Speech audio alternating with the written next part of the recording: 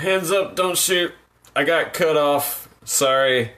I got a call, and it's my girlfriend. She, I guess, thought I would be done with this by now, and called me again, so I had to answer it.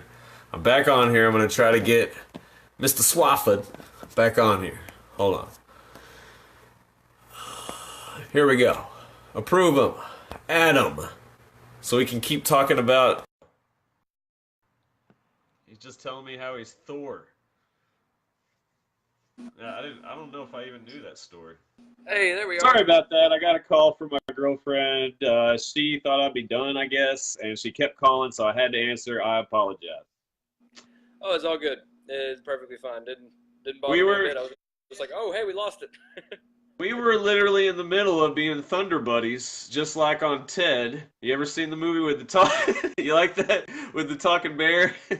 John, Thunder Buddies for life, right? Thunder Buddies. I love that movie, man.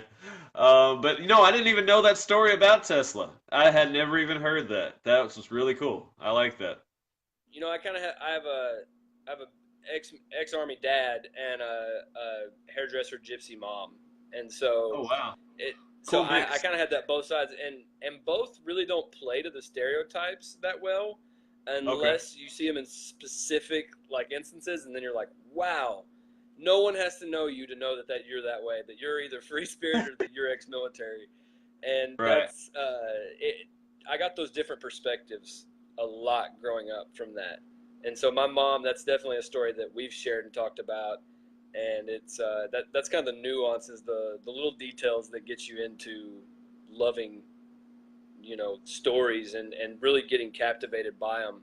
And I've That tells always me a loved lot those stories about who you also. are. The fact your Yeah, mom told you that story. I mean, my mom never told me nothing about Tesla. Nothing. Sorry, mom, if you're watching. Nothing against you. It's just that's pretty cool that your mom told you about that. That's awesome. yeah, it's one of those things that to get both. I've actually turned both my parents libertarian. So Cool. my mom was an independent voter, and my dad, was a hardcore Republican. So, and they've both, become libertarians, and that's been a great thing. It's kind of for a while there. It was, Democrats and Republicans, one on one side, one on the other. And it's kind of like that Steve Miller Band song. I've got clowns to the left of me, jokers from the right, and stuck here in Stuck the in middle the with middle you. with you. Yeah. And so I've branched out, and I've got more libertarians in the family. I would actually venture to say that almost all of my immediate family are now libertarians, and that's some of those changes have happened in the last year. So Wow. that's been great. But they definitely love different sides of the story.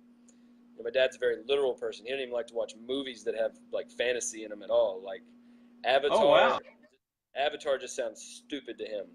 But you talk about Moneyball, you talk about anything with those like literal, real story movies and or anything like that or stories. He loves it. He just eats it up. And my mom, I mean, she likes she loves certain things like certain realistic movies too that really happened. Like Miracle on Ice or Remember the Titans, stuff like that.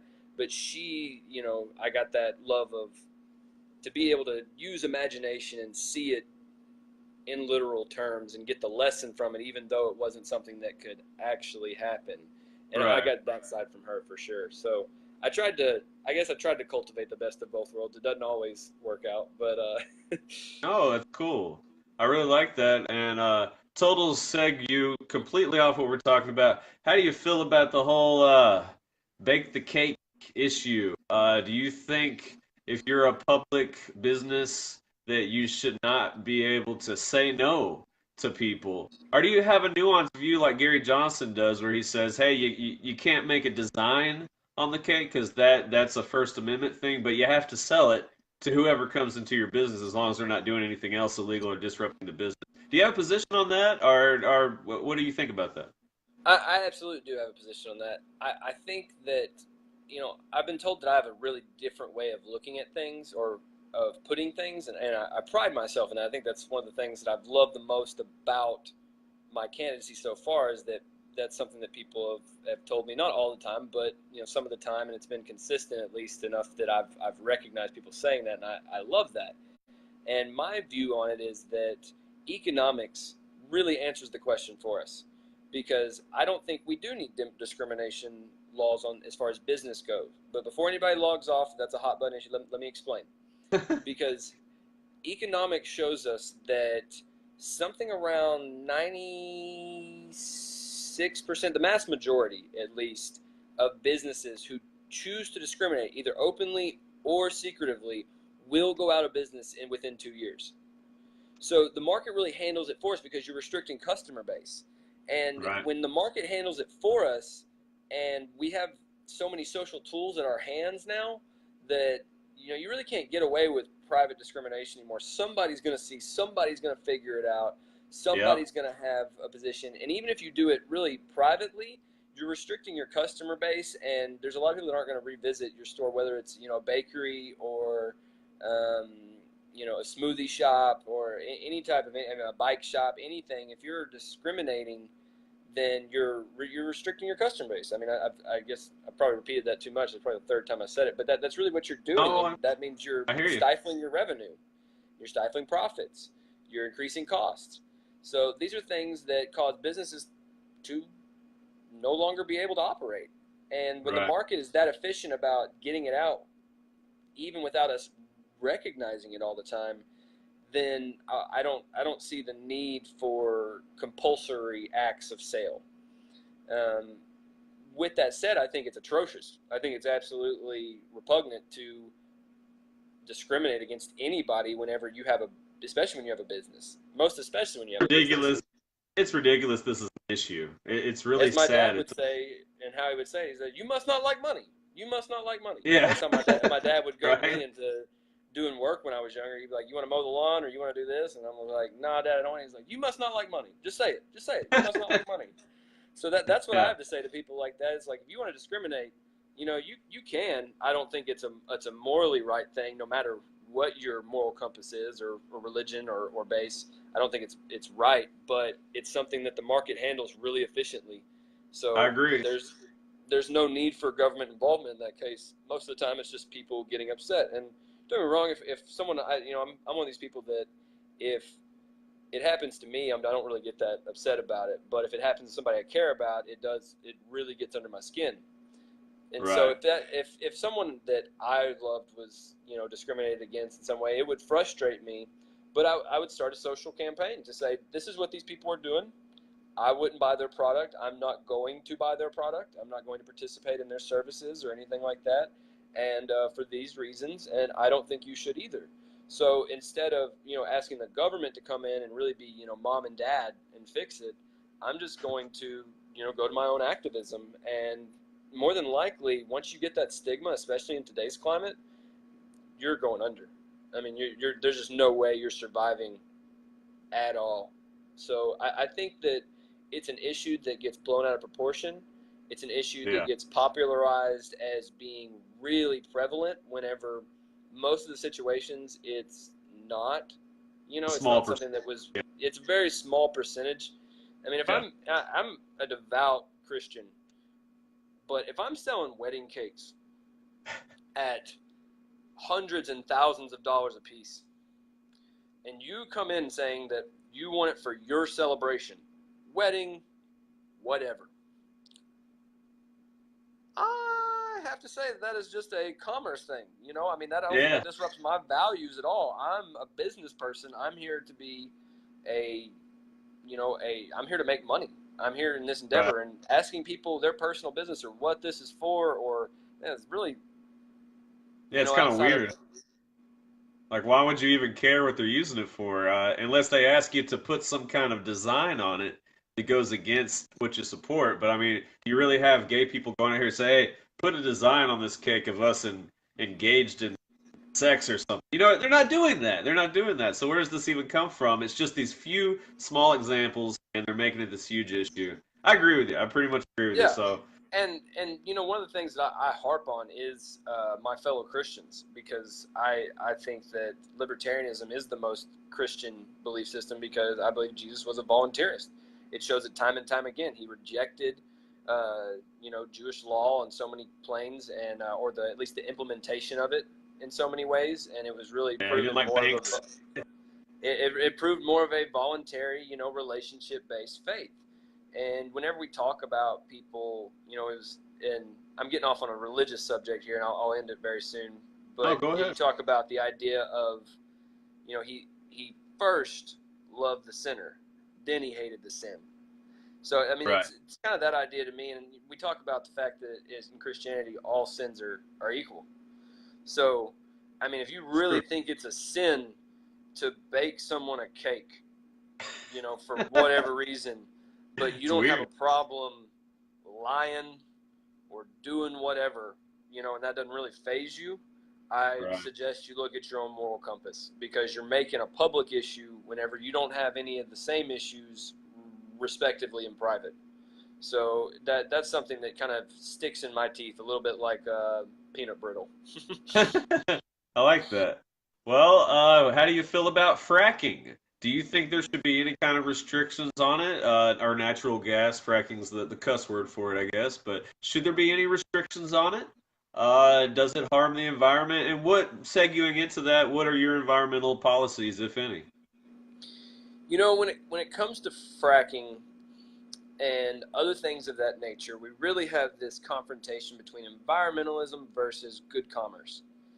And I think there's a lot of innovative ways to figure that out. I don't think there's always one answer. And I feel like I'm copping out a little bit, but I hope that I'm not in the practical application of my argument whenever we talk about looking at an issue and deciding the best way that we can do it and not disrupt commerce at the same time, because I am an environmentalist. I'm a free market environmentalist.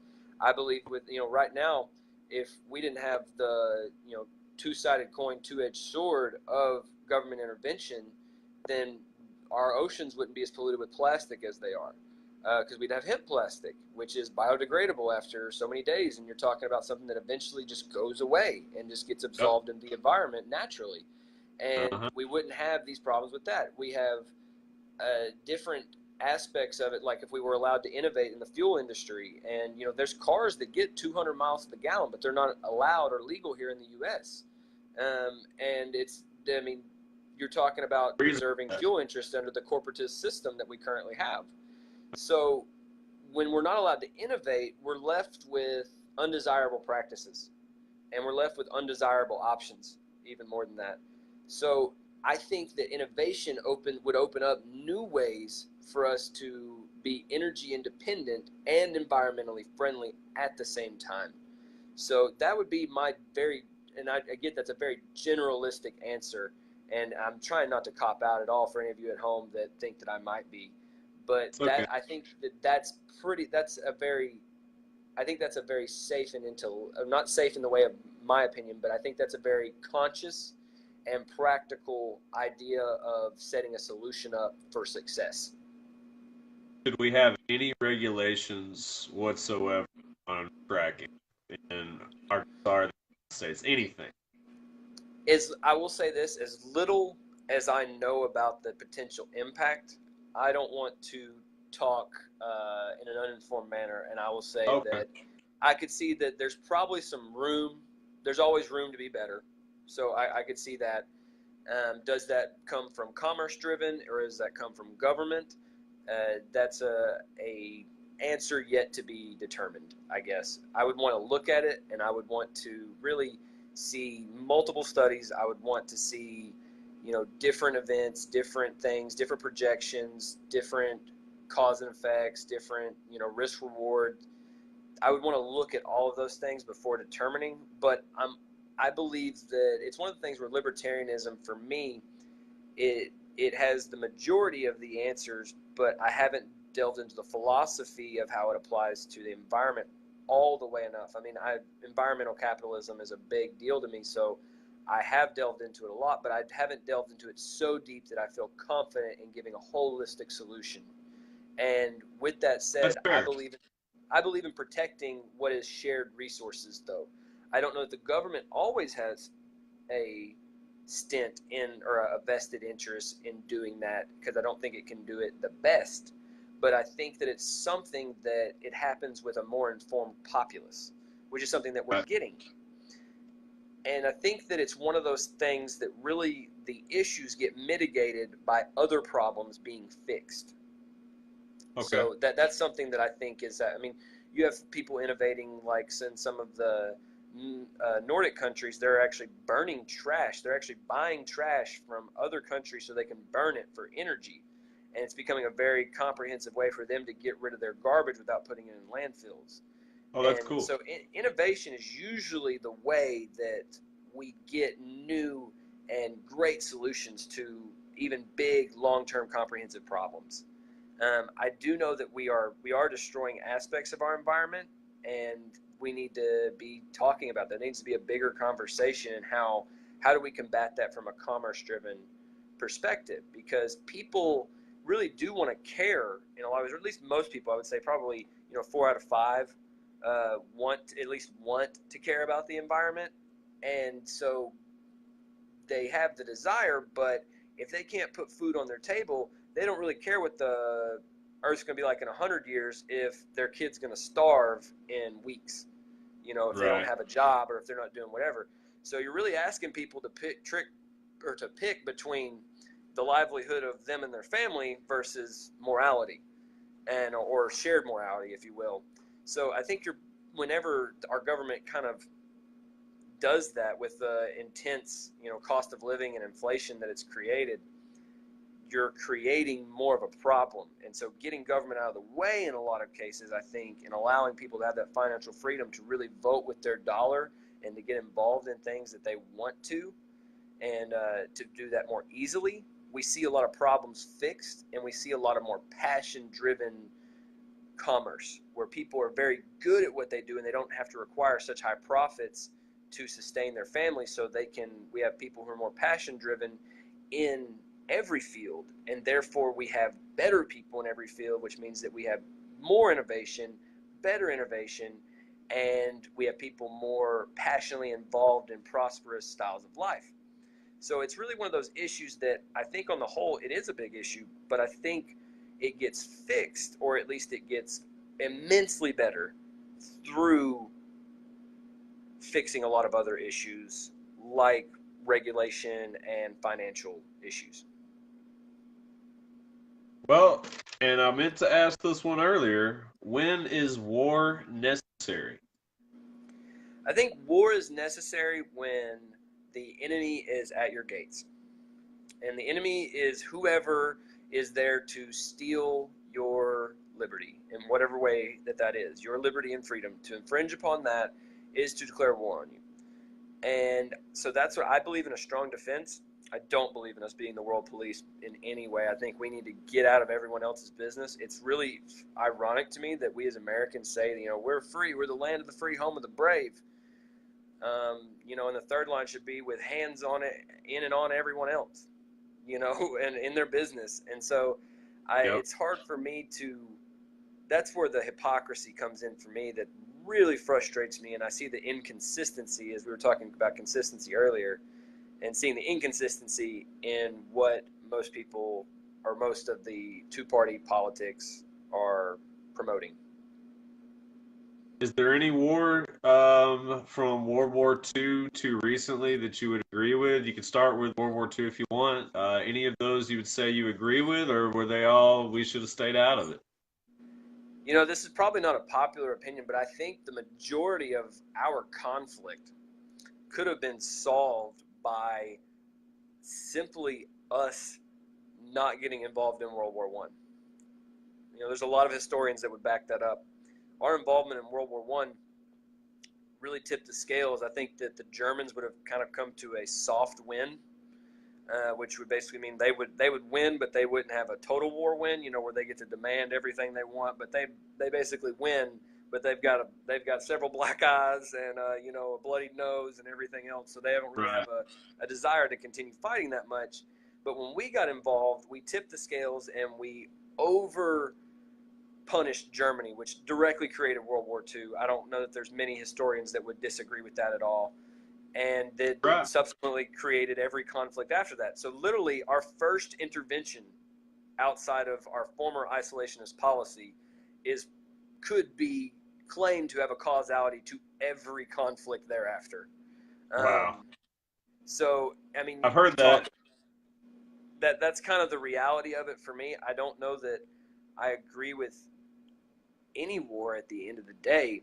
I know that certain conflicts have to be addressed and they have to be fought, and I don't know that I always have the answer to that. I'm just a human like anybody else, and I think that's something we forget of a lot of our elected officials.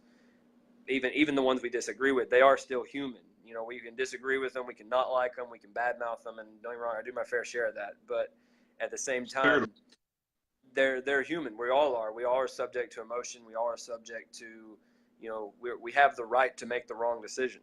I mean, that's just what it comes down to. So when it comes to war, I'm vehemently against it until it is necessary. That doesn't mean you shouldn't be prepared for it. That doesn't mean you shouldn't be adequately, you know, in weight of a potential attack in certain ways. But in the whole, it should be defense based and not attack based or preemptive based. Anyway, I think that our defenses could be so strong that, and they already are in so many ways, but Yeah. restructuring it to a almost purely defense standpoint, and you know, a lot of it is an inhibition of, or releasing international commerce in so many ways, because you don't want to go to war with somebody that kind of supplies your breadbasket or prosperity.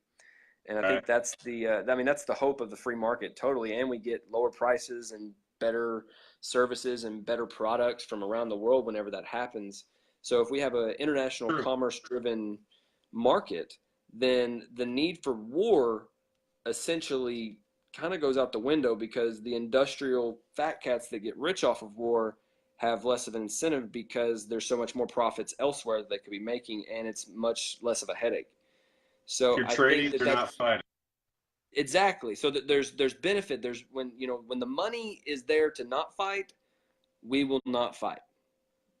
And that, I mean, that's just the cold hard facts of it. It's the same reason that when you disagree with someone at work, or, you know, I know people that had really unstable, uncomfortable work environments where they literally wanted to have a physical altercation with their boss, but they Oh wow. didn't. Yeah. And the reason they didn't was because they needed a paycheck. It comes the Yeah. same way when we get frustrated internationally with somebody. If, you know, they account for even 5% of your uh, GD, or your, you know, income, what you have coming in as far as products, then that's a hard hit to say. I want to go to war with somebody and you know, disrupt that trade and disrupt that industry, and especially the potential for other people to get involved in it, be disruptive industry. But we have to decrease government to allow those lines to be strengthened and to allow that commerce to really thrive. So I believe that the to be anti-war, or we have to be pro-commerce, and we have to be pro good relations within good business, as we talk about. So you'd vote to decrease defense spending at this point in time? I don't know that I would vote to decrease it immediately. I believe that, you know, it's kind of like one of those things, blanket answers, uh, and give us blanket problems. I And like so you're right. what I would do is that, and I don't know that it's so much, it's this much, but a couple years back, the Pentagon even said that we could decrease military spending by 25% just with increased efficiency. Now, I don't know that we could do that, but I would definitely work to create practices first that don't compromise us, mind you, but create practices that are more efficient within the military. And I think that that can be easily done. There's a lot of, even, you know, I come from a military family. My dad was Army. My grandfather was Air Force. I have ancestors who fought in the Revolutionary War, fought in the Civil War, Union side, Southern state, Oh, have fought in World War I, World War II, Vietnam. You know, my dad was Desert Storm. I had a cousin who just graduated Naval Academy. I might be libertarian, but trust me, I understand the military. I've got more military people in, you know, my family than it comes up a lot, to say the least. I So bet. I don't want to disenfranchise our defense in any way. I don't want anybody to feel unsafe, and I would never do anything to risk our nation's security in that. But we doing what we do. You still with me? You're frozen. Okay, we good now? There you go. There you go. So we talk about bringing people back and not having them overseas. We talk about getting people home and not infringing upon other nations' sovereignty as much. Then we're talking about a reduction in budget right there as well. So just in that alone, we can reduce the budget without reducing any bit of our security. And then we talk about efficiency, and we talk about necessity for defense as opposed to, necessarily going somewhere and doing all the things. We talk about being able to cut, but being able to cut responsibly without endangering the trust of the American people. Well, I like how you think. I'm probably gonna have to get towards the end of it because my phone is about to die. This is Yeah. actually really fun. I've been having a lot of fun just kind of talking with stuff, and I want to try to do some like fun questions at the end. This one's kind of fun, kind of serious. How do you feel about the Space Force and going to space? Should we spend money on going to space? And if so, and if so, what do you want to do in space? If anything. Actually, I will say this. I was immediately dumbfounded. I was like, "This is a joke, right?" When I saw it first on my news feed, I was like, "This is a joke." Or the source is the Onion, right? It's Babylon B. It's whatever fake news site. I hate saving fake news. It's whatever Right. irony-based news site that is out there, right? It's got to be. And it was no. He actually said that. I was like, "You've got to be kidding me." You want to increase and that you're talking about to have a true like legitimate space force. You're talking about spending as much money, if not, you're talking about at least doubling the defense budget, and we already Yeah. spend more than literally almost every other developed country combined. So it, I think it's Mars is gonna ludicrous. pay for it. Sorry, I had to say that. Yeah, the Martians are going to pay for it. And there's all kinds. It was the stupidity of that idea was, and how I felt, how angry and frustrated I felt with it was slightly mitigated by the hilarity that ensued by the Starship Trooper memes and Yeah. every other meme base that came out on the Space Force issue. That was hysterical. I was a huge Starship Troopers fan as a kid. I loved that movie. Good movie. For all of you watching it, it's totally inappropriate for your kids, more than likely. I don't know. I'm not telling you how to parent. It may not be appropriate for how you parent, but it may be appropriate. I'm not sure. I'm not telling you how to parent, but I would be mostly classified as an adult movie, but it is the memes that came out talking about it. I laughed and laughed because it is a joke. It's an absolute joke to think that, one, we've waged enough warfare here on Earth, and now we need to do it in space. Did I miss the part where we were contacted by aliens and we need to have defense against extraterrestrials? Did I miss the part where we're gonna have the battle of the crater, or the battle of the lunar migration, the battle They of the have asteroid belt? I don't. Come I on. don't know where that is. Where's the is there oil on the moon? Why are we going there? So Yeah, the aliens have contacted us. Come on, you didn't know that? yeah. I must have missed that on Fox or on CNN. But it's one of those things that I think the fact it's not the idea that the idea is ludicrous enough in itself, and then when you think about the fact that people actually are behind this idea enough that it got perpetuated onto the media by our commander-in-chief, it really should highlight how far down the rabbit hole we've gone and how just absurd these types of ideas are. And Yeah, I'll I take it hope as a that's hard no. it is.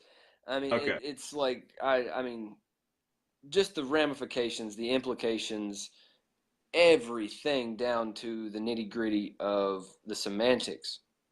Absurd on all levels. Well, yeah, that was a little more serious question, but I'll ask a few little like personality profile things at the end. What's your favorite movie?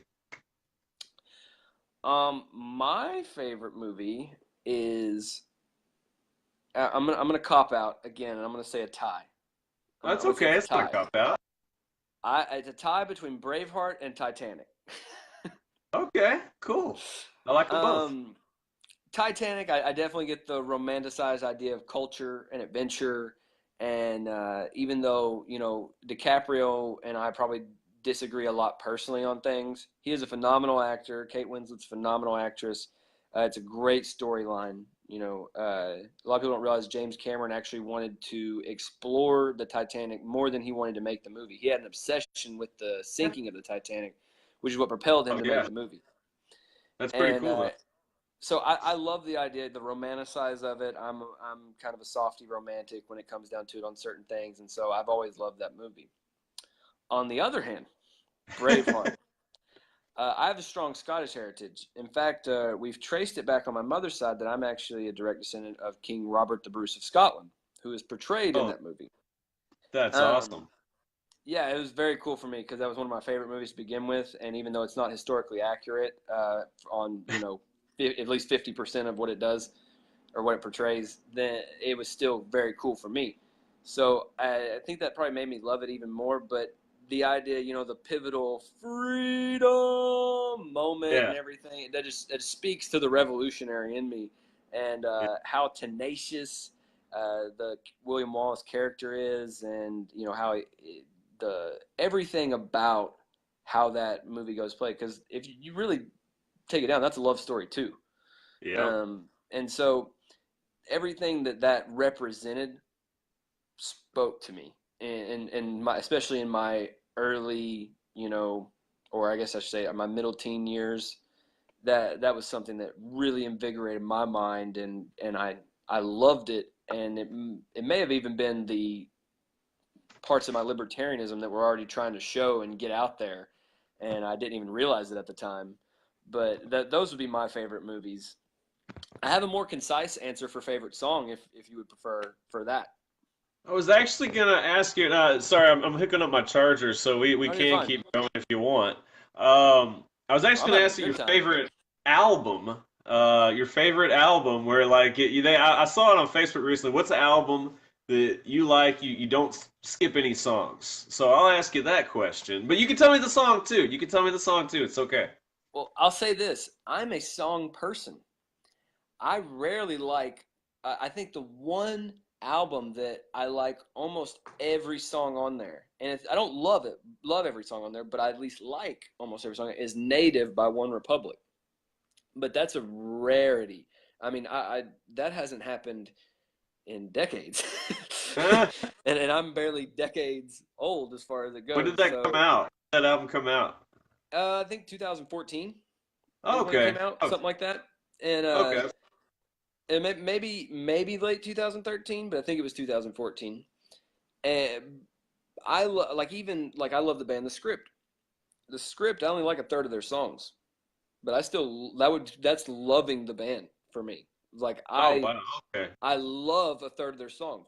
Don't really care for any of the rest of them, but about a third of every CD they've put out, they usually have about 11 or 12 songs, and I usually love about 3 or 4 of them, and I just don't even care for the rest. So I'm really a song person. I don't care if Justin Bieber and Nickelback got together and started to do something. If I like the song, the melody, the lyrics, whatever, I don't care. I'm gonna listen to it, and that's really how I am as far as my music tastes go. They're really all over the place. I love just I let the I guess my own way. I let the music speak to me in whatever way that it comes. So with that said, there's a band called Need to Breathe that they take an approach to Christianity that I really enjoy, which is that they're as a music or as a band, they're going to create both pop culture music and gospel music, and they're going to integrate them in different ways. And I love that. Imagine Dragons is kind of that way. They have Christian roots, but they're a pop culture band. Oh, I didn't There's know. several bands. Yeah, there's several bands out there that are actually like that, and the imagery is really in their lyrics and in their songs. Well, did And you know Need to U2, they kind of started out as a Christian band. They met at a Christian school. Had you heard that before? Sorry to I interrupt didn't you. know that actually. Yeah, they met at a Christian school, and they've got it's really subtle, you know. That, but yeah, that just reminded me of that. Go ahead. Sorry. No, no, you're fine. But my favorite song ever is by Need to Breathe, and it's called "Keep Your Eyes Open." And I'm a very intense person in my personal life. Like I kind of, I'm going to say it for the third time. My interns are going to text me about this and talk about the fact that I said down the rabbit hole again. But I really like to go down the rabbit hole on any issue and really find out where I stand on it and find out all the ins and outs. And that's why I try not to talk, as my grandfather would say. I try not to talk out of my rear. And so and with that, until I really know a subject, I don't feel like I have a valid opinion on it. And when it comes to that song, it talks about always keep your eyes open. And one of my favorite lines in that song, it says, "I know a fight is on the way when the sides have been chosen," which speaks to the seriousness of opinions for me, which is something that I nerd out about that probably no one at home cares about at all. But that idea that the moment that you choose to have an opinion, somebody else has an opposite opinion. And that Yeah, means that there is a disagreement that is on the way. No matter what, just by simply choosing who you are, you're going to disagree. you're And right. there's a fight there to be had in whatever capacity, respectful or none. And I just, every line of the song speaks to me in some different way, just the way that, some do or some songs do with everyone. Right. Um, but that song individually speaks to me and has always been one of my favorites. I rarely will ever skip it if it comes on. And what was the name of the band? Because I did write down "Keep Your Eyes Open." What was the name of the band again? Need to breathe. Need to Need breathe. to All Breathe. one word. And that's breathe, like I'm breathing. Hmm. Breathe. Okay, need to breathe. I Yep. got it. Need to breathe. They sing a lot of popularized songs. Like, have you ever heard the song "Brother" with Gavin DeGraw in them? They Yeah, sing I that think that song. sounds familiar. I'm not gonna do your viewers the disjustice of trying to sing it, but that is definitely that's by them. They have probably one or two others. If you listen to any Christian music, like here in Central Arkansas, I don't know how far it outreach, but we have K-Love, and they've played the song "Multiplied." They sing that song, but there's I several probably songs out heard it. there that they sing. Caleb If is you look them everywhere. We up, get like we have three Caleb's up here. It's like one of the best reception you're gonna get where I live. wow, yeah. So they sing that song "Multiplied" and several others that you would probably notice, but their big one with Gavin DeGraw was "Brother," and it was very popular for a good amount of time. Well, I don't know. I know we talked about marijuana, but back on some issues again. How do you feel about legalization of all drugs? Do you think that's what we should do? Should there be any kind of regulations? How do you feel about that? When it comes down to it, I think that that's where the practical meets the principle in our party as far as libertarianism goes. And is that somewhere that I want to go? Yeah.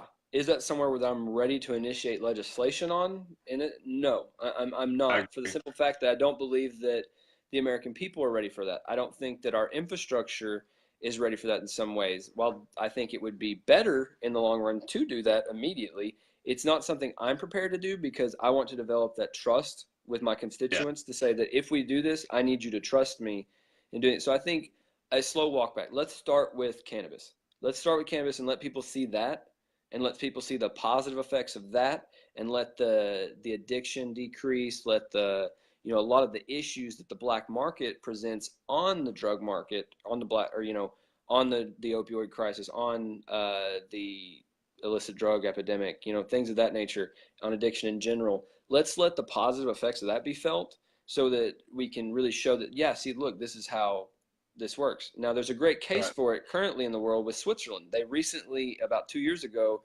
legalized all drugs, and their police force was so strongly against it. But 6 months after they legalized, the majority of their police force is for it. And Oh I think wow. that's telling to to show that this can happen. People say, "Well, Switzerland's a different country than us. That would never work here." Well, there's always a bit of applicability. There's always a bit of comparison. There's always the chance, yeah, we may have to modify certain things. We may have to do it in stages. But when we talk about the fact that we have meth on prescription form. Have you heard of Adderall? You know Yeah, that's an amphetamine. right. I mean, That's and something I there's a bring lot up of a people out lot. there. There's a lot of some of my more liberal pharmacist friends would probably grill me on that and say, "Oh, it's so different." I mean, it's different, but it's the same nonetheless. Yeah, Um, it you know, is. we're talking blue and purple here, so blue and Right. light blue. Uh, Well, and that's something I like to bring up too. Sorry to cut in. Just if no, go you ahead. have a lot of money and you're rich in this country, drug laws aren't the same for you. You know, you Not can at all. just, I'm sure Trump can get a prescription for whatever the heck he wants. And I mean, by the way, the guy, how does he have this much energy? He eats a shit diet. I mean, he doesn't care at all about what he eats. He's eating hamburgers and hot dogs. As far as I know, that's the truth. Maybe there's a lie there. I don't know. But he's got to be on amphetamines. He's got to be on something. He has to be. And so, you know, and I think you're speaking to that. I mean, why do we live in a country where if you're rich, you can afford these drugs, but if you're poor and you try to get them on the street, you're going to be sent to prison. A lot of people don't realize, and I want to come back to that because there's actually something that I want to touch on with that. But a lot of people don't realize that we really live in this corporatist economic classist system. You know, we have a corporatist government right now. We really do. And I don't think that's something that a lot of people understand, but it it means there's different laws for you depending on your amount of wealth, depending on your amount of being able to exclude yourself privacy wise, your amount to be involved in what you want to be involved in, to have careers that you want, to have happiness, whatever it is. We have a very economically driven through government intervention, mind you, Yep. class system here in America, and that or in the U.S., and that's just crazy. Yep. But back on Like his living in two diet, different countries. the most disturbing thing to me about his diet is that he eats a steak well done with ketchup. Oh my God. What? I think I'd heard that and I forgot it. Yeah. And Horrible. I now don't get me wrong, I've several members of my family and friends, one of my brothers in fact, likes their steak well done. Really? To each Wow. their The own, ketchup part is unforgivable. to each their own, but you know, pass it by Gordon Ramsay and see how far you get. He'd cuss you out, I'm sure. That's my only thing on that. Let's just talk about the fact that well done with ketchup. Um, I just that floored me a little bit. Yeah. I agree with anybody's right to eat whatever the way they want to eat it, but at the same time, Right. I have the right to slightly criticize you for ruining that steak. I like that. Freedom of choice, freedom of speech goes both ways, and I'm not going to dog anybody. I say it mainly out of comedy. I don't just don't ask me to eat it that way. Me. I would suggest you order the chicken, but Well, how do you feel about term limits? there's two sides to the term limit argument that, and before I was totally on term limits, and I would still vote for term limits. I really would. I would vote for term limits, meaning I would go home. I would love to do that actually, because I think it's a solution to a problem that we have. And I think it might be a short term solution, but it's still a solution that has implications for the positive. However, someone brought up a good point that we have term limits already. It's called the ballot box. Yeah. It's called voting someone out. So, with that said, do I agree maybe that there should be a middle range term limit? Sure. Shouldn't be able to stay in for more than 2 decades or something like that, or more than 3 Senate terms. That's 18 years. That's somebody's full life getting out of high school. That's a long So time. when it comes to that, I think that whatever way we go, whether it's voter recognition, better voter involvement, better voter information, a more informed populace, or we have actual term limits that get set. Hopefully both. I would be in favor more of both.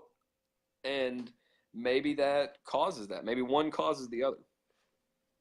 Well, So how do you feel about issue 3 that's going to be on the ballot for term limits in Arkansas? Have you looked at it? Is it something you think you might vote for? Got an opinion at all?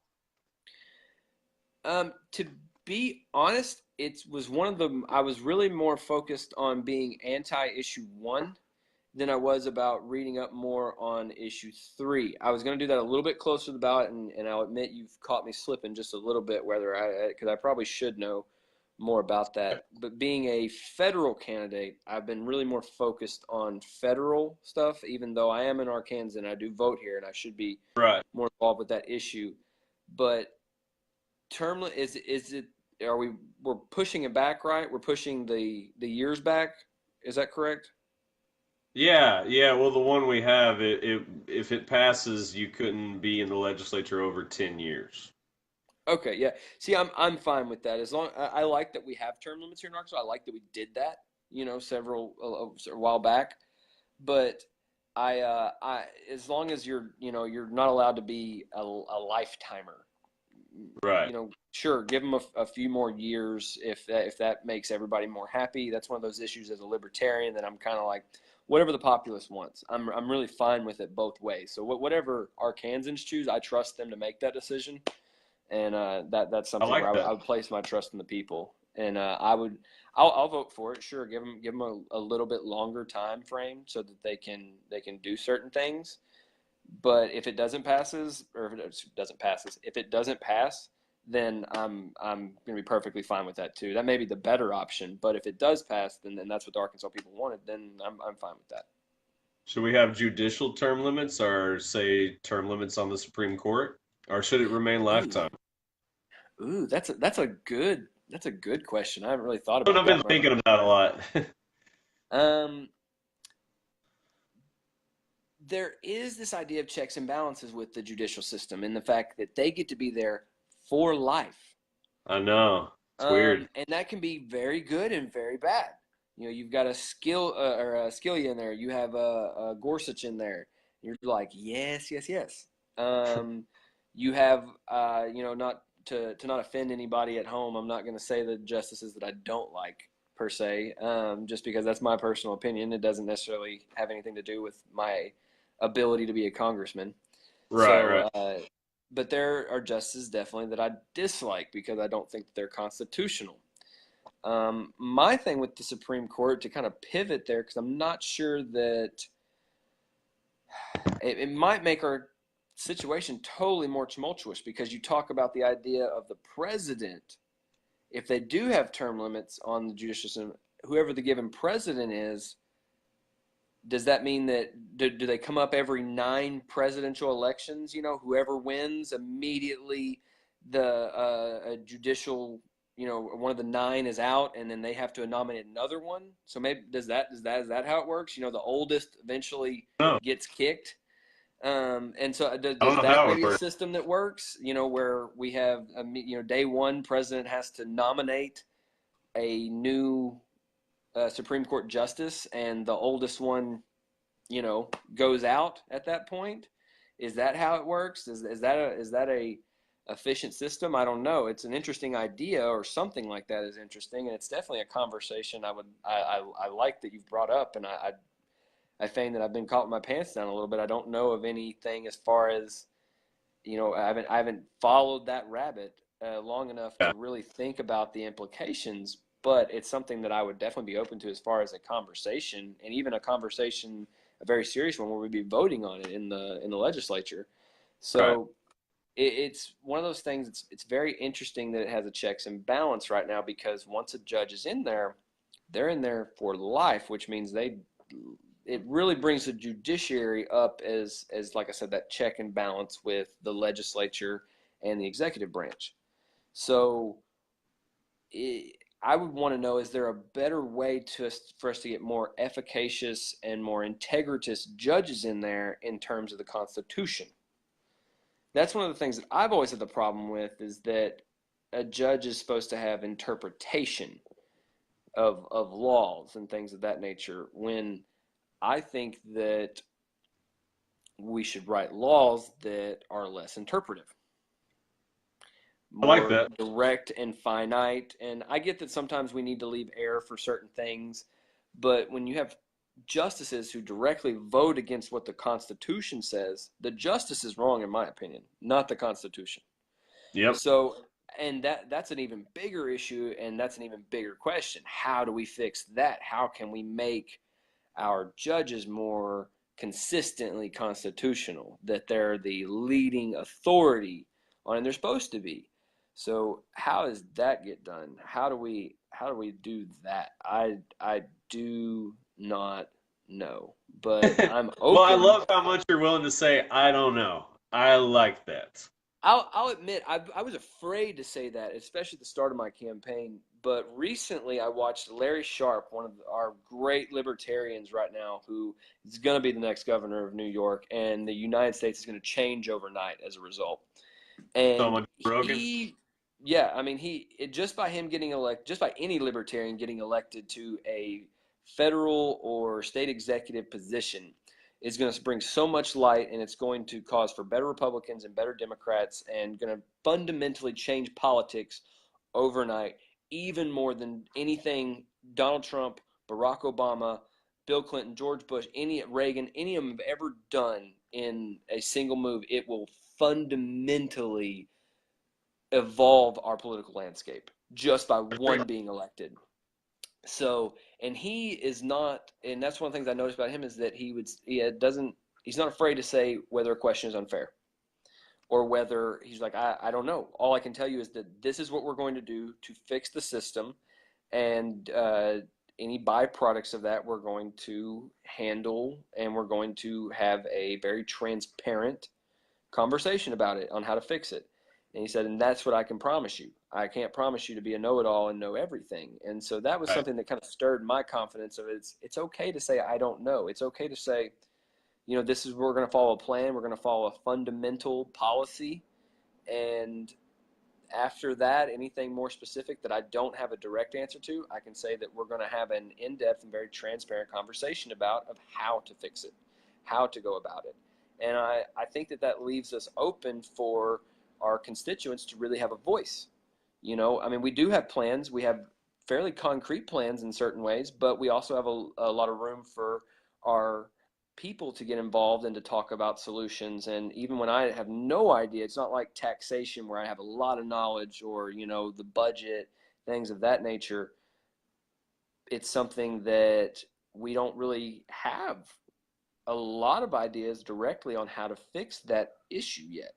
So let's start that conversation. Let's get that chat board up and running. Let's see what young people think about it, what older people think about it. Let's see how demographics feel. Let's pose the question and be ready to hear the answers. More importantly, politicians are really good about posing the question, or, jumping around it, but they're really bad about listening to the potential answers and being open to them more, or open to the conversation. And so that's really where I would be on that. Kind of random question. Do you think America could make it without a president? Is there a way that we could get by without even having a president? I'm sure you agree. You're like, why did you ask me this? I'm sure you agree that they have too much executive authority. They shouldn't be doing a lot of stuff. But is there a way to just transfer all that authority to somebody else? Hey, we already have people who can go to these other countries and talk to them. They're called ambassadors. Could we make it without a president? What do you think? Uh, Honestly, my answer to this is kind of a weird one. I'll say, because you actually got me thinking about this, because you brought this up before, and I was like, I hadn't really ever thought about the idea of Oh, not we did having talk this. about this. I forgot. Yeah, well, at least you brought it up as far as a conversation topic. So what I would say would be, I would like to shrink the presidential terms. I Like like it. the idea Like of 2-year presidential terms, and with much less power, and with much more finite responsibilities and restriction of responsibilities. I do think there are some decisions that we need a unilateral person there. In the case of an emergency, in the case of whatever, there needs to be somebody who, when the crap's hitting the fan and no one can see except for this one person can, we need to have certain protocols in place for that. So I think there is, and the idea of the 3 separations of government, as far as the judicial, executive, and legislative, I think that there's a purpose for the president, but restricting their power and possibly even making it to where, like a great friend of mine and my campaign manager, Nathan Joyner. I hope he's watching right now, because if he's not, and I start quoting him, I'm going to have to rag him pretty hard about that. But he talks about how we used to have the Senate used to be voted by the states.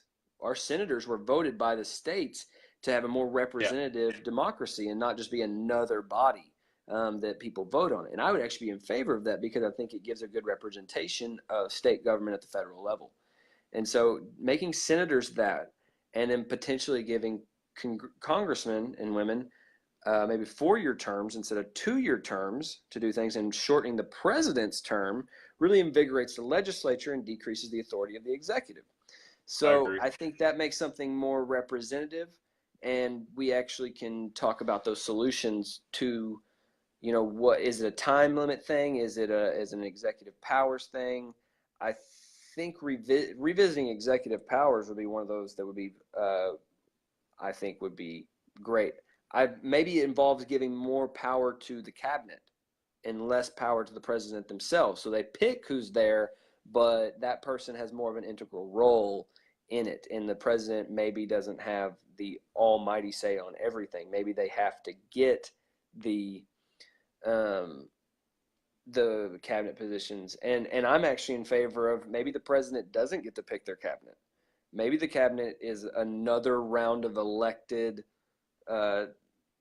positions that are related. Maybe I would love to see in fact, a Republican, a really good friend of mine who's a Republican, we've been talking about this for years, of what if, why don't people, whenever they're running, say this is who's going to be this cabinet position? Because we think it would be strong positions for them. It would be good things to know. I need to know who you're going to pick.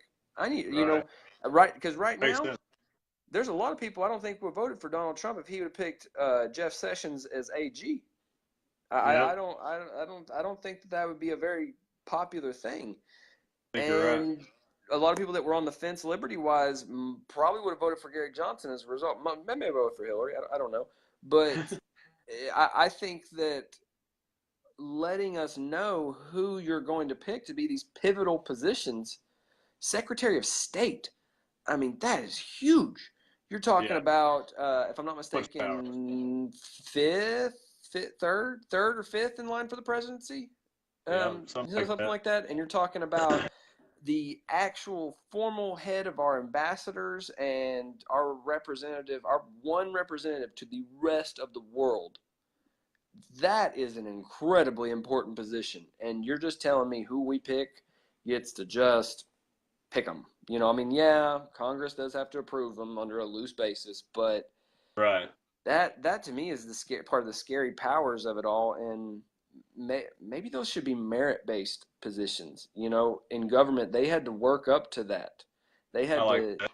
Maybe the president hires them, but they have to be hired from within the department itself. There's several ways that we can work the system and make government police government in its own way, to where, and I love the ideas us talking here, just imagining what are the different ways that we could do this. I think that's, if we got more young people involved in that conversation of what's the different thing, all those bright-eyed people that want to be involved, they start getting their imaginations running, and then they start researching and what is it now, and what are the arguments for and against it, what's been tried, and they start doing and then we come up with these probably amazing solutions that someone ends up putting out there for a plan, and we go, wow, that works all around.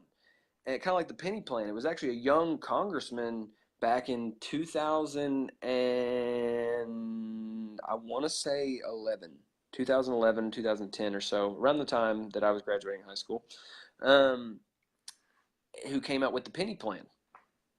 It would absolve the debt in 5 years. He came up with a plan to absolve it in a year, which is cut 5% of the budget. But cut pennies off everything. Yeah, I've heard. Okay, now I understand that. Yeah. Yeah, and right now we're talking about doing it in 5 years by cutting 1% of the budget. But it was a young congressman who came up with that. I can't remember their name for the life of me, but they actually came up with that. And the Senate and the legislature voted it down, fast. But Of course. That's the kind of young, innovative ideas that we can do by starting the conversation, by exploring these topics as if, it's not a thing that's going to be there always. We're in the midst and the precipice of a liberty revolution. I mean, we are at the early adolescent stages of going viral as a political ideology. And speaking to something that I think we're probably going to talk about at some point is libertarianism here, specifically in Arkansas. We're going to be one of the first gold states. I mean, we have an intensely diverse group of people, and that causes us, all through our state, then that causes us to be tolerant in a lot of ways. Now, we might be soft tolerant in that we're tolerant of what we want to be, but it's making that conversation happen more and more. And you've got the conservative Democrats and still in the state, which not every Democrat in the state is, that old school conservative Democrat, which I'm not even sure what that would be anymore, but that's what they classify themselves as. And that's what I would classify them as, even though I don't know necessarily what exactly that means anymore. Right. I think it's a Democrat who wants to be fiscally responsible and, has respect for the Second Amendment, at least here in Arkansas, that seems to be the case. So, and then you have these kind of hippie liberal Republicans who are, kind of conservatarian in the way that they feel about things that are up in the Northeast or the Northwest, excuse me. So we're very primed as far as political ideology base goes to be a libertarian state once it really catches fire. And you talk about the events of Larry Sharpe becoming governor, changing the nation, and really causing a lot of those brush fires to go full force inferno. And we're prized as one of the easiest states to do that. Us, Nevada, the whole Maine, Vermont area up there is really prized. New York, obviously, right now, anything basically northeast of New York is primed that way. Yeah. There's even arguments that Florida could be that way in certain ways. I think it's a little bit further off. Colorado has a real potential. The Pacific Northwest has a real potential. Alaska's practically there as it is. They just haven't done it yet. So we have about 10 states that softly could be gold states really easily. And I foresee that we'll start seeing that around the soft versions of that around 2022, I think. How do you feel about the draft? Do we need a draft? Hell no. The draft is one of the most unconstitutional things that there is. It's that we wage a war. We've chosen to wage a war. And even if you don't agree with it, we're going to make you fight anyway. It's crazy. That is absolutely, I want to say asinine. I want to say asinine. Really bad. I was gonna say, you look bad. I even asked you that question. It's like, come on, you know what I would think about that. Yeah, it's insanity. Yeah. It is. I even saw it was a show recently that I like to watch called Scorpion. I've been binge watching it recently because I just realized it has 4 seasons. So why not, right? Yeah. So I've been binge watching in my free time, and in one of the episodes, a gentleman is looking for his father's remains from Korea. Okay. Or it was Korea or Vietnam. I'm pretty sure it was Korea. And they never found him. I mean, his dad went missing in the war, and he kind of did all this research, and he found out, and come to find out, he ends up meeting a guy who killed his dad. Oh, wow.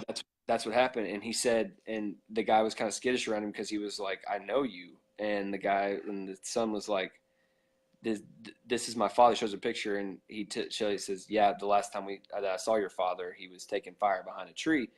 And the guy says, I hold no grudges. You were both drafted into a fight that wasn't yours.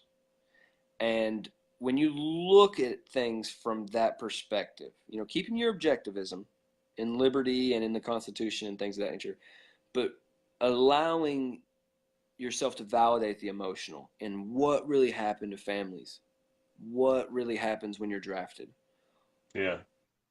That's a crazy reality. It's just a crazy, and it is a reality.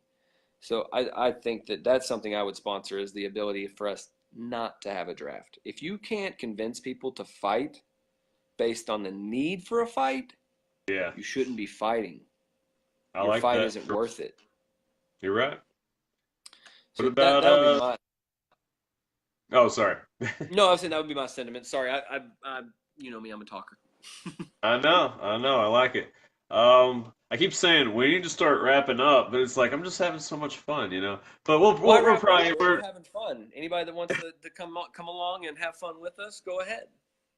yeah, I'm enjoying it, man. What about education? How do you feel about education funding? Are you the full-on radical libertarian? Let's just defund education right away, or do you have another solution on that? How do you feel about education?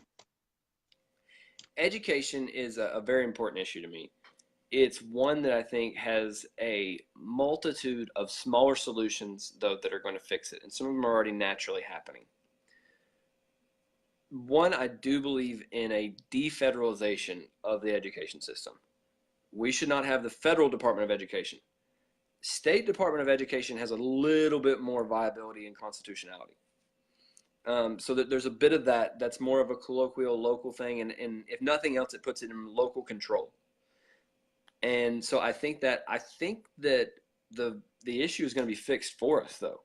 If I'm really being honest, I think innovation in tech is actually going to fix our entire education system and make it totally private education on its own. And that's because more and more we're going to be seeing online education. And before you know it, we're going to have completely online high schools, and people are going to be getting a lot of their work at home at their pace, and they can do grades and do everything else and do anything they need to at their pace and get the tutoring and attention they need from whoever via their computers. Now that you say, well, there's poorer people that aren't going to have access to that. Well, whenever we talk about getting people's, like from libertarianism, talk about really unleashing everyone's individual financial freedom, then that's going to be not just a viable option, but a viable option for pretty much anybody that wants it. And Yeah, as that happens more and more, it's going to overrun the public school education system. I mean, it is, because you're going to I be think you're talking right. It's about already happening. it's already happening. It's in its infancy, and in 20 years, like when I have children, I don't think that they're gonna. I think that we're gonna be. My wife and I will have to have a legitimate conversation about what we want to do, because there's going to be options. Online institutions are going to get to be based on merit and based on their graduation rates and based on how well they help the student and how well they actually individually assess learning, which is the problem with public schools right now. Speaking as someone who still holds a teacher's license in this state, that's the problem, is that how do we individually help everyone when we all learn differently? And that's been the True. conundrum with education from the start. You have Yeah, things like Montessori school that kind of address that, and I went um, for fun. different things that address the question. But I think the answer is the fact, like, there's a guy, he's a wonderful economics teacher, which that's what I was. So that's kind of where I draw a lot of my inspirations. Economics and psychology were my favorite to teach, and he's really good with tech, and he makes these great videos where he teaches lessons for any economic subject. And when you talk about the idea of him being able to record those types of lectures, or anybody on any subject, the best teachers being able to record lectures and activities and stuff of that nature for you to do that doesn't require anything from you at home except for to listen and things of that nature, then you're going to have the best education possible, and all the resources right there too, because those schools will probably have individual tutors for your local base.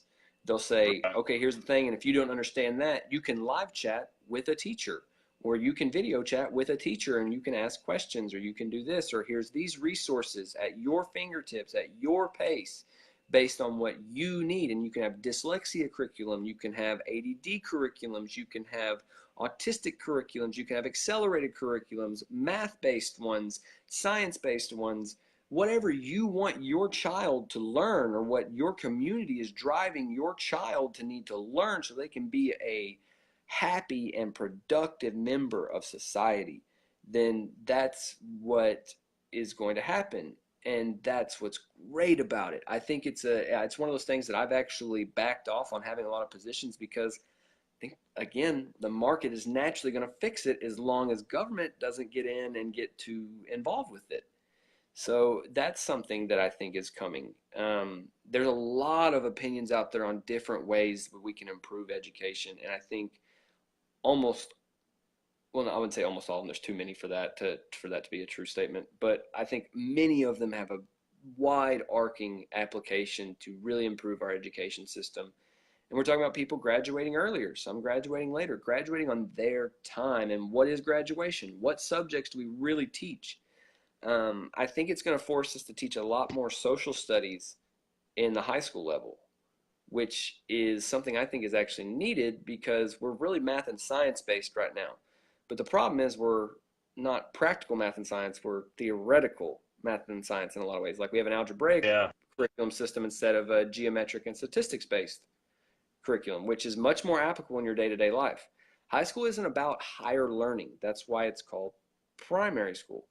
It's Right. high school. It's not higher learning institute. It is so you are supposed to be able to base, live, and exist in a naturally happy and productive area of society, whatever way that be.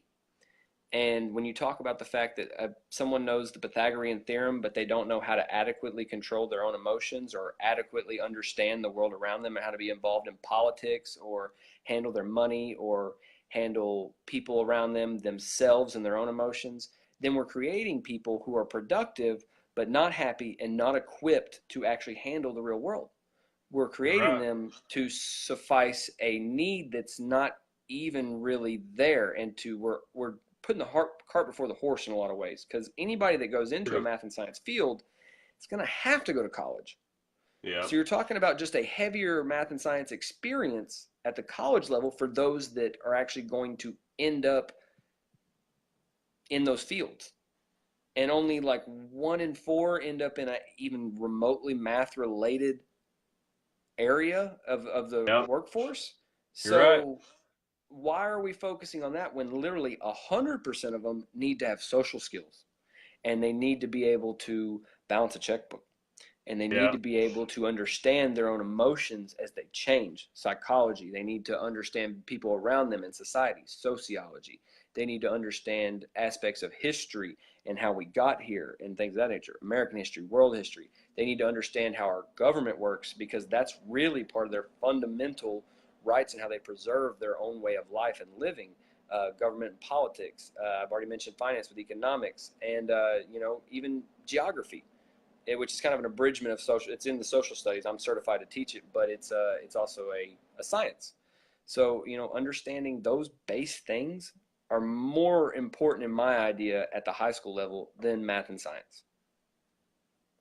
I like your answers. I'm right there with you, and I'm hoping that we can get in there and do something.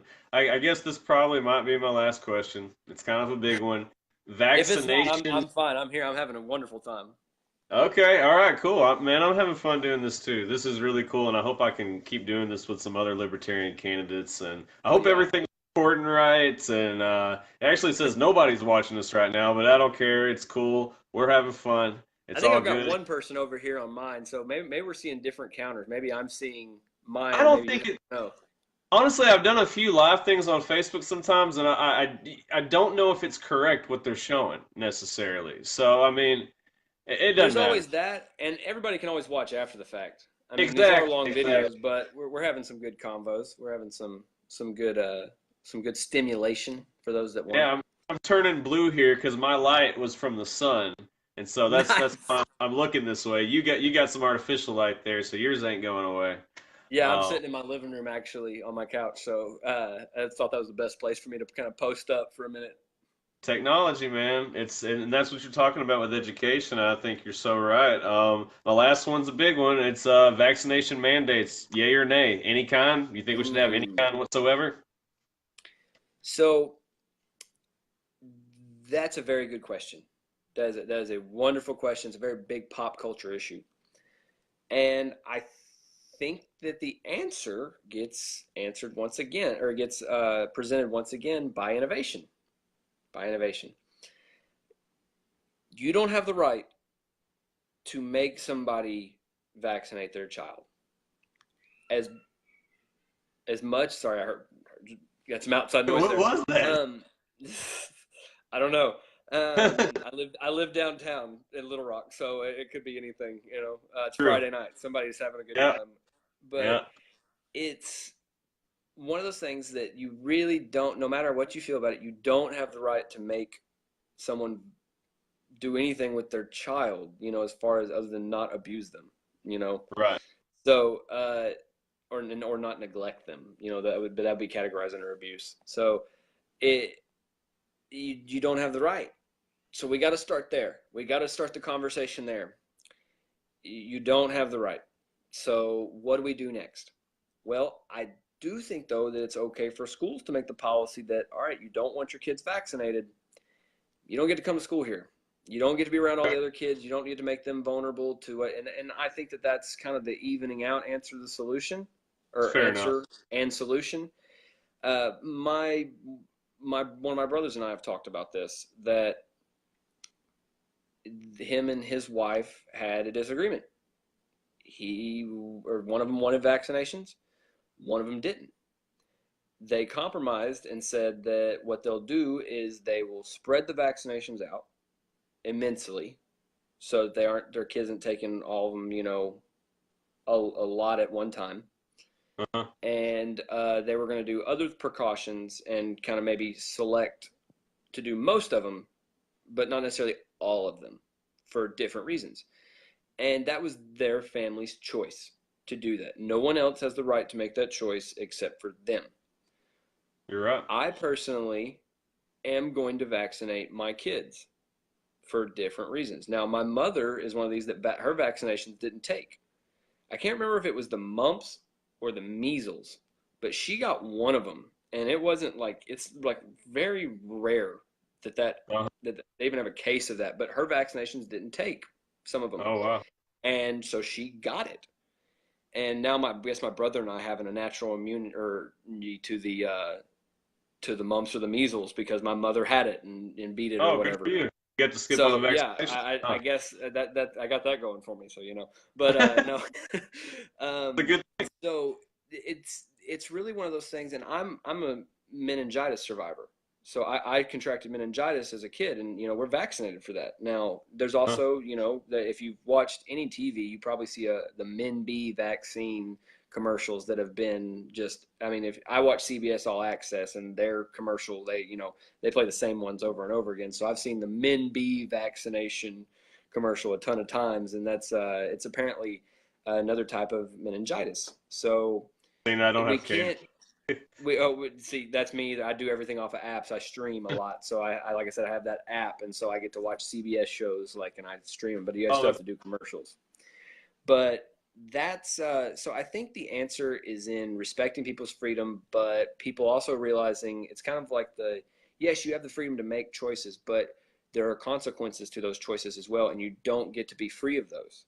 I think that's that's actually a much bigger issue that can be applied to a lot of things in America right now, is that people don't realize is that, yes, you do have the freedom to make your choices, but that is also the freedom to get the results that you choose, whether you knowingly did it or not. So in not vaccinating your kids, although there's some controversy out there, whether medically substantiated or not, that vaccines can, do certain things. Most of the science says that is not a irrational fear, but is an illogical fear because of the severe minimal times that has happened. Whether that's true out there, I'm not quoting any actual study, I'm not quoting any, but that's the aggregation of the research that I've done on it, which has been not thorough enough probably. So with that said, respect freedom, but the people who choose not to vaccinate realize that there's going to be a lot of social situations that people aren't going to want you at because you could be a carrier of a disease that could spread to a lot of people. And honestly, I think that a lot of it is fad-based. I think a lot of it's LA, stardom-based. A lot of stars got into it. They don't want to do it, and that's fine. They're fairly isolated in as far as sight. Now, yeah, they travel the world, but they're isolated in the groups that they meet most of the time. They're isolated. They're insulated. And It's so you're true. talking about a totally different living scenario for people. And choosing that for somebody is not libertarian in any way, and it's not just in any way to respecting someone's individual rights. So I think that that is my answer, that I do think you should have the option, but that doesn't make you to where you can, you know, that's going to restrict some of your choices. And I think that's the fair response from society uh, to that. I respect your decision to do that as a parent, but our kids aren't going to hang out. For me personally, now you may have other unvaccinated kids that are going to hang out, and I don't say that to be harsh or mean or anything else like that. But Right, I right. guess my fear is substantial enough of the diseases or the horrible things that could happen that I'm going to vaccinate my kids, or that's right now. My future wife may have some totally different opinion, and we may have to have a very in-depth discussion about that. So, Right. but that would be my answer to that. And I know that's kind of a more of, I know I guess I did kind of pick a position on that one. So No, it's that a would be great my answer. answer. And I hope people are seeing a theme with all your answers. I am, and it's I mean, sometimes you say I don't know, but the theme I'm seeing is it's very libertarian. That's why you're a libertarian is let people make the choices they want to make as long as they're not infringing on anybody else's rights. And that's what all libertarians believe to some extent, just depends on where do you fall on it. So Yeah, I hope exactly.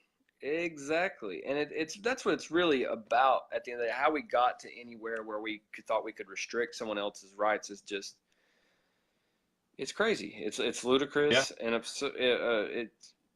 how did we get to there? I mean, and you could take it back to the idea of indentured servitude, which got us slavery, with and all these other things. That how did we ever think that humans didn't have the right to do something? And in a lot of ways, we still have that left over in different ways in our society. And getting people to realize that you don't have the right to make a choice for somebody else, which involves a lot of times you don't have the right to help somebody. You don't. You have the ability to offer your help to somebody, but they do not have to accept your help. And that is a very big thing. That's something that a veterinarian and I went on and on about one day. Well, I wouldn't say on and on. Admittedly, I kind of won the. No, I wouldn't say won. That's too competitive. No, you I like made my Braveheart. You point. win, man. Come on, you I win. made my point very well in our discussion. It wasn't an argument. It was a discussion. I shouldn't say one because it was that's combative. That's not productive. But I made the point. I said you don't have the right to help somebody. Because if you had the right to help somebody, that means that I get to help you whether you want that help or not.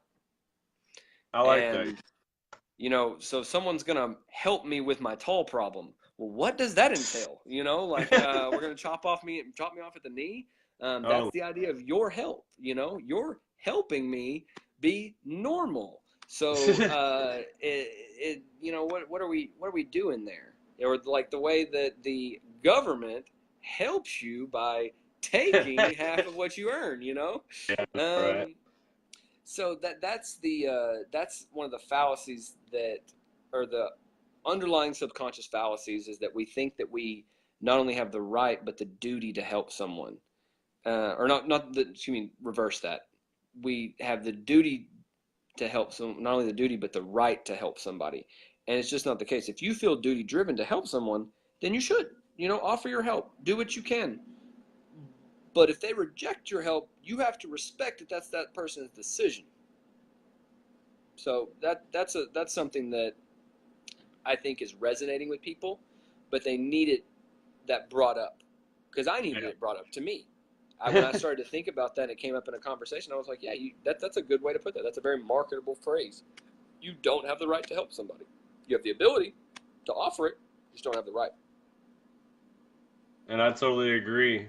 Well, Joe, is there anything that you want to say that I have possibly left out that you want to say to the folks at home? Is there anything that we missed?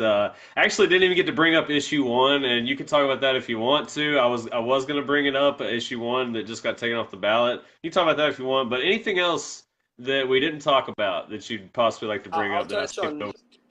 I'll touch on issue one. That I'm glad it was taken off the ballot. I hope it stays off the ballot. It was a complete perverse piece of legislation that was going to disenfranchise, the individuals. And warp our Constitution. So I'm really glad that it was taken off the ballot. But the fact that it could have gotten to the ballot and it was totally legislature driven, it wasn't populist driven, that's disturbing. And I think people should really be waking up to look at that, because you're talking about something that the people didn't put forth at all that was a problem. The legislature saw that there was a problem and put forth that legislation that nobody cared about, that nobody drove to be done. And in fact, there was wide resistance from lawyers and people that are for the Bill of Rights and people that are for their constitutional rights and people that the right way of law that were very against this. And hopefully that's maybe what got the pressure to take it off. But that's disturbing to think about, that that's already happened and happening. So if that's not a call to, hey, let's get involved, let's get in part of the conversation, no matter where you are, let's have the conversation. And that's, I think, a call to arms, if you will, or a call to voice, that this is what's happening. This is not something out of 1984. This is not, a fallacy or a fantasy. This is reality. And if you're a skepticism of government perversion of power, you got to wake up. You got to get involved, and you got to be more informed, and you've got to be willing to see it. You can't have just the same way some people have the conspiracy bias that everything's a conspiracy. Some people have the opposite of that, the bias that nothing's a conspiracy. And both are incredibly dangerous. Just like the polar ending of politics, both polar ends are very dangerous. And as far as, when we talk about authoritarianism and things of that nature, when you do, the very remedial, old school, left and right political analysis, both ends are very dangerous. So that extremism is disconcerting and very worrisome as far as the fact that it's being perpetuated already. And those that are watching and are informed can see that, and I hope that it does more to wake up, because what I really love that we were going to talk about here and that we did get a chance to talk about is that I believe Arkansas is going to be one of the first gold states. We talk about red and blue states, and I am giggity over it. I think that we are primed here in the natural state. We do things our way, and we are independent. We have a bunch of colloquial diversity depending on where we are at in the state. I mean, we have 6 geographic areas. We have multiple natural phenomenons that happen here. We've got the most centrally located capital in the whole United States. We have so many unique features that make us unique and independent, and we're being completely underserved by the two-party system. In fact, one of the states that's probably the most underserved by the two-party system. And the fact that people in Arkansas are being very receptive to this message of liberty, and that the seeds are growing and budding, that is so exciting. For as depressive as everything is about government and how we're being controlled and manipulated, and we're being disenfranchised and stolen from, and even beaten up and killed in some cases, this is absolutely the hope of all hopes for politics, that we do have states that are waking up to a third party, and more exciting, Arkansas is one of them. And we're primed for it. We're so primed for it. I think the moment that we get recreational here and we see the economic stimulus of it, and the almost recession-proof economy that's going to create for us here in the natural state, I think it's going to turn almost overnight. I mean, we were one of the southern. I mean, it was helped because of term limits, but we were one of. I argue that we're not a southern state. We're a southern adjacent state. And so that's something that I kind of argue. And any argument on that is valid. Whether we are or we aren't. You have a valid case either way. I'm just somewhere in the middle. Right. But as it goes, we get classified a lot as a southern state, and we were part of that Democrat Southern bloc that eventually changed over to Republicanism. Well, it took most other states 20 to 30 years, but thanks to term limits, we did it in 5 years. Our entire legislature turned over from one party to the other, which shows our receptiveness to change, even going back 20, 30 years ago. So when you talk about that and the natural seeds of discontentment that, and all throughout our history, we have a devout political corruptness that has happened in our state that has been both parties that have done it. First it was the Democrats, then it was the Republicans, and then and now it's the Republicans. But this idea that we won't be controlled in the natural state. We're very free-thinking people. We're very natural-minded, minimalist people in a lot of ways.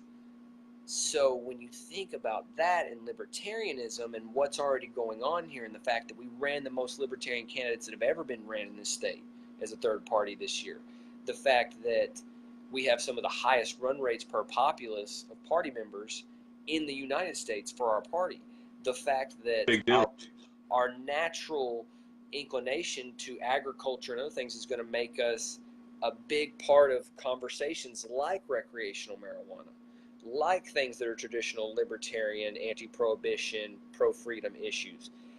That is just so exciting to think about. I mean, it is mind-bogglingly invigorating, and we're in the beginning stages of it now, and I can't wait to see it flourish. That is really just so big to me. I get so excited just talking about it. I can barely speak just because of the ramifications and how it literally is going to change overnight. It's going to change overnight. It's going to make things change positively overnight. So the last thing that I would leave on by saying is that if you aren't involved in the liberty conversation, if you aren't a libertarian, if you do want to get involved in politics, or you at least want to be a part of that conversation, please check us out at the Libertarian Party. Check my website out, Joe Swafford, 4congress.com. Check out any of our resources here to what our plans are and our policy. And we may not fit you 100%. Nobody fits a party 100% though, and we probably fit you best if you're honest about what you really want. Now, I kind of did a harsh challenge there at the end of that to somebody to really think about what they want. But we're talking about a big decision here, and I think that I'm well within my rights to ask somebody to be conscious of that decision and to really think about it. And it's if it's not me, I don't really care about myself so much. I'm gone out of politics the moment I can go home. I mean, I'm good at it to a degree, I guess, because I'm here, but I don't like it, because I don't like what it's become. I don't like how involved it's gotten in our lives. So with that said, if you just get on board with the ideas of liberty as being a viable option and looking at the candidates, being informed, that's how we change the state for the better, and all the aforementioned positives that we've talked about truly come to fruition at that point. So my call is to get involved, check us out. Even if you don't like us, have the conversation. Have the conversation. Joe, you energize me. You make me feel warm and fuzzy inside. You've got some energy that is just freaking infectious, and I can't wait to see you in some debates. I cannot wait to see you in the debate. It's going to be great. We're looking forward to it. It's going to be October 8th on AETN. And we're really looking forward to it. I'm anxious to debate policy. I enjoy it. It wore my parents out as a kid, so they can fully attest for my ability to wear someone down with talking about policy. So hopefully we see a little bit of that in the debates. I want to make it a positive and fun thing that anybody can watch, and you don't have to know a whole lot about politics to just care about the issues and to see what people are talking about. So we're going to go hard in the debates, but we're going to be respectful, obviously, of people's. I'm not going to go after either of the candidates personally. It's going to be all policy based. I don't know their wife's names. I don't know their kids' names. I don't know their dogs' cats' names. I don't even know their middle names. So I mean, I've really paid so little attention to them because it's all about policy. It's not about them. It's about the Arkansas people. It's about the American people, and it's about the policy. So I haven't focused on them, and I'm not going to focus on them. I'm going to focus on the policy that they put forth and what I think Arkansans care about, and I think that's going to make us very attractive in the debates. You're right. Joe, let's do this again. Maybe like right before the election or something. Let's do this again. I'm down. Okay. Let's get on and let's let it percolate. Let's talk about it some more. I'm so in. All right, brother. Well, I love you, and we'll talk soon, okay? Love you too, man. Thanks for having me on. All right, brother. Have a good night. You too.